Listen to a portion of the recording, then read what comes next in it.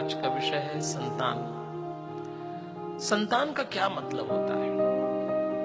शास्त्रों में तो संतान का एक अर्थ संस्कार भी बताया है। संतति, अपत्य, औलाद, बाल बच्चे, प्रजा, रियाया, इशु, ये सब संतान के भांति भांति के नाम हैं।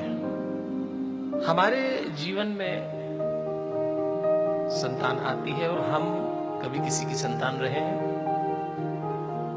आज के समय में ये ग्रंथ हमको ये बताता है कि संतान के लालन पालन में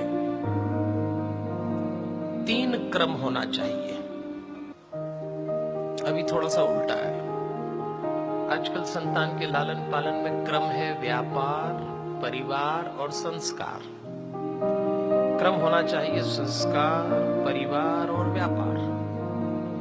जब मैं व्यापार कह रहा हूं तो व्यापार का मतलब केवल काम धंधा नहीं है, बच्चों का करियर, उनका एजुकेशन। हम लोग इतने ज्यादा कंसंट्रेट हैं कि सबसे पहले बच्चे की पढ़ाई लिखाई पे ऐसे डूब जाते हैं। आजकल तो पैदा होने के पहले ही तय कर लेते हैं कि इसको यही बनाना, यही बनाना।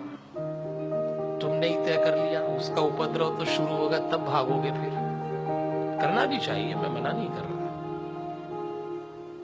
लेकिन सबसे पहले हम व्यापार से बच्चे को जोड़ते हैं, उसके बाद परिवार से, उसके बाद संस्कार से। क्रम बदल दीजिए आज की कथा के बाद। पहले संस्कार से जोड़िए, फिर परिवार से जोड़िए, फिर व्यापार से जोड़िए। नुकसान हो गया, हमने अपने बच्चों को व्यापार से इतना जोड़ा कि एक दिन ये बच्चे परिवार से जुड़ना ही भूल गए। आजकल तो तुरंत बच्चे पैदा होते हैं, दूर पढ़ने भेज दिए जाते हैं, परिवार का मतलब ही नहीं समझ पाते। और अगर परिवार में भी रहते हैं तो आजकल तो इतना पढ़ना पड़ता है, मैं मना नहीं कर रहा हूं, लेकिन आपको ऐसी व्यवस्था करना पड़ेगी कि बच्चे परिवार और संस्कार से भी जुड़े। खूब पढ़ाइए बच्चों को, लेकिन शिक्षा के साथ यदि संस्कार नहीं जुड़ा तो आप मानव बम बना रहे हैं, तैयार रहना। हम अपने बच्चों को खूब पढ़ाना चाहते हैं ना।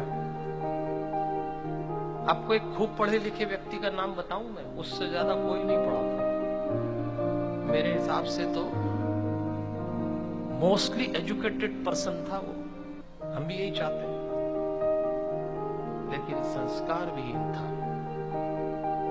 उसका नाम था रावण। रावण से पढ़ा लिखा इस दुनिया में कोई नहीं हुआ, संस्कार विहीन हो गया। आज तक हम उसकी कीमत चुका रहे हैं।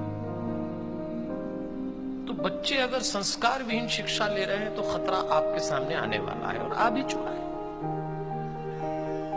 हम तो जिस प्रांगण में बैठे हैं वहां तो आप नई पौध तैयार कर रहे हैं। मैं फिर कहूंगा, शिक्षा खूब दीजिए, पर संस्कार के मामले में सावधान हो जाइए, वरना जिस दिन आप इस दुनिया से जा रहे होंगे अपने बच्चों को ज्वालामुखी के ढेर पे बैठा देखेंगे और कुछ नहीं कर पाएंगे। इसलिए अभी से सावधान होने की जरूरत है।